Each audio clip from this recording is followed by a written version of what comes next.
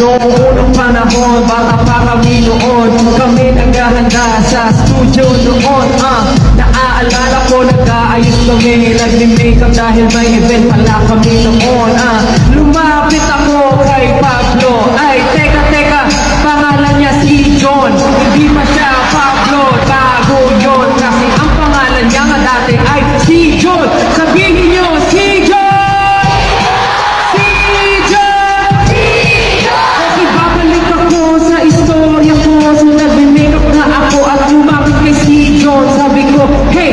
Pahiram ng miss mo. Sabi niya, bro, okay na lang to, pasensya na.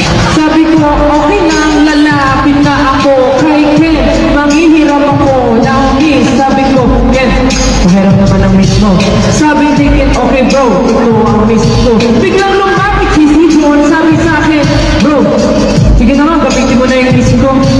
Sabi ko, okay lang pare, nandito na yung kay Ken, gagamitin ko na ang miss niya. Okay lang, kahit wag mo na pahiramin sa'yo kasi ang sabi mo, mauubos na ang miss mo. Pero bigla siyang nagalit. Nasabi niya sa akin, gamitin mo na!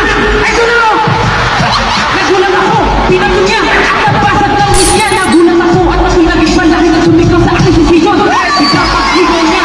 Ako'y nakaranta! Nagsigaw-sigaw si Sigon! Biglang lumapit si Ken! Bro, bakit mo sinisigawan si Stel?